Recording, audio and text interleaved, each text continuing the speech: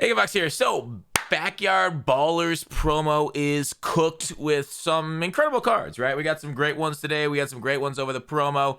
Julio, Moss are definite gets. This is not the exact team that I'm going to run when I do the Backyard Ballers gameplay. Probably on the second channel, actually, since that's where the gameplay goes. Or if you guys want it, we can put it here. Let's talk about, first of all, the bang that went out. Not just with Randy Moss and Julio being these crazy cards. Julio because the ability to mix and, everything. Randy Moss, him too. Check out the second channel for their gameplay. But we had ourselves a little bit of a loophole today. So if you guys were on stream, you guys were there watching. If you weren't, I feel sorry for you, but you definitely need to check out those streams on promo days because, they get patched pretty quickly. I think this is like either the second or third we've had. I don't recall. They've been very infrequent in 22. 21, we barely got any. 20, we got a ton. 19, a bunch of them also. But sadly, I think their best employees are working in their economists' positions that make sure none of these things go wrong. So anyways, what ended up happening with these sets? I'll kind of break it down. I don't want to spend too much time on it. I put a frozen pizza in the oven, so we only got a couple minutes to get this video done before the timer goes out. It's get it in or leave town time. Anyways, when you did the new sets, okay, earlier today, it was live for about an hour and a half. They were giving out too many training, right? So when you quick sold the 93s and 94s, they were actually giving out half training instead of quarter training. So it's hard to see it right here. 22,000 training for the 93s and 94s after completing the sets. The 95 and 97s were correct. So anyways, that was enough to just continue to do it over and over. I was able to pull 4 Randy Mosses, made a few million coins off of it, through just doing that over and over. Okay. So again, promo time comes out, the best chance of getting some sort of loopholes. We have a new promo I'll talk about here coming Thursday, free agency promo, and that's all I got to say about the loophole. There is still ways of making coins, right? You're like, oh, it's over. What are you talking about, Fox? I want to show you, and this requires arbitrage. Now, if you guys remember what arbitrage was, arbitrage is taking cheap training, converting it to expensive training. It happens all over the place, over and over in this game, multiple times, daily, right? These like set stuff. So anyways, I want to show you Herky. Sorry, I don't know if I did a great job explaining arbitrage, but he is buying training at about 3.85 per. Now, if you're like, oh, where are you getting 3.85 per at training? Go ahead to my training spreadsheet. Looks like 95s at about 100K or at 3.88. So anything under that, obviously you can find some cards, other overalls. You can snipe them cheaper. But if you buy training like 95s-ish, and we can kind of take a look at what 95s are now. That's what they were earlier today for your coin making opportunities. And again, like I say, you probably should be here for during stream and stuff. But 95s, we can look through like Ultimate Legends even, or I'll just scroll down. Unfiltered, they're kind of expensive here. Let's check out Ultimate Legends.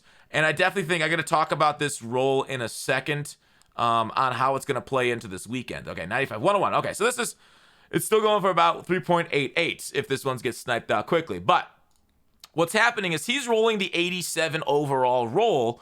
And if you just go ahead, get training at the value, sell at market rate, right? Like, don't undercut dramatically. Just undercut by like a coin or two, or even overprice. Sorry, I should explain overpricing first.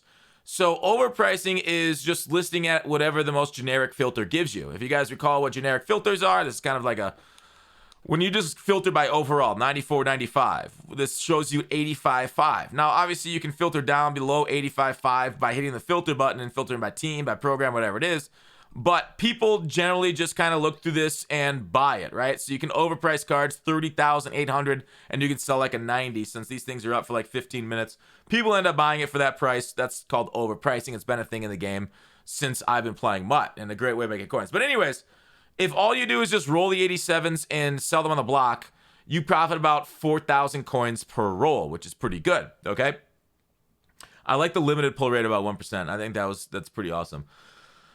Secondly, and this kind of plays into my video from earlier in the week about Ultimate Legends, right? Remember, Ultimate Legends going up overall. We already saw that Moss is getting a 98 overall this weekend. So when those things go up, 87s will probably go into those sets. So it's not a bad idea to have 87s handy to put into the set to make those Ultimate Legends and sell them right away. If Randy Moss comes out, like whatever, high 90s speed, and he's just like blazing down the field, and like he's going to go for a lot of coins. You can make a lot of coins off Ultimate Legends sets. So if you roll the 87 plus and you want to make coins off this, if you can, try and keep your 87s. In my opinion, 87s, not that bad versus selling them for, what are people selling 87s at right now for BBs? You can also snipe 87s if you don't want to do the reroll. But I don't know, you might as well just try and do a little arbitrage in here. 87s at 6.25. Now, it's obviously a risk. We don't know what the sets are going to contain for 87s or anything. But it's not a bad idea to go ahead and have some of them yourselves and just hold them in your binder after re-rolling the set. So you could still profit. It's not a loophole. It's more of a method, which isn't nearly as powerful as a loophole, but I want to talk about that. All right, so we then had confirmation from EA that we are getting the free agency promo revealed tomorrow. I'll do a video on it for the GMM free agency reveal, and then it goes live on Thursday. So Thursday, I'll be streaming all day. Hopefully we'll get another cool loophole. But for that, you can go check out my last video. I talked a little bit about free agents. Obviously, you can go down PFF's list of free agency or just look up any list of free agents out there. Khalil Mack's a good one. He hasn't had a card since Thanksgiving. Von Miller's got a really high card. Armstead could get one. So it's not a bad idea if you want one of these cards to get some of their undercards right now on your team, just in case they go up in overall. Honey Badge, I think, just got a recent card, so we might not be. Z could get a card. JC Treader, Akeem Hicks. So we'll see who they end up choosing for the Masters for free agency promo. But if you recall, based on my last video, and when we looked at Madden 21, those sets also require some low overall. So it might not be a bad idea to hang on to some of the cards that you have. Obviously sell high-end cards. I don't think the market's going to be crazy affected by the free agency promo. Generally, if they have the rerolls, it kind of keeps up training value.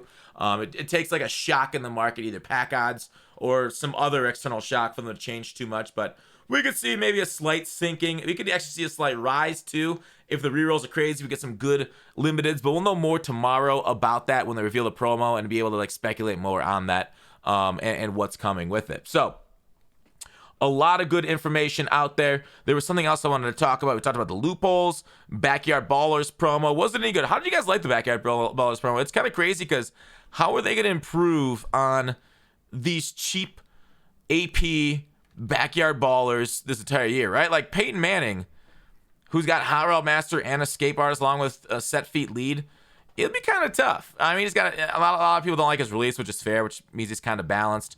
Other people, Julio Jones will have a hard one to be balanced on, Randy Moss. But anyways, let me know. Please like the video. Really helps out. Thanks for watching. Call to action. Please sub. I will see you tomorrow.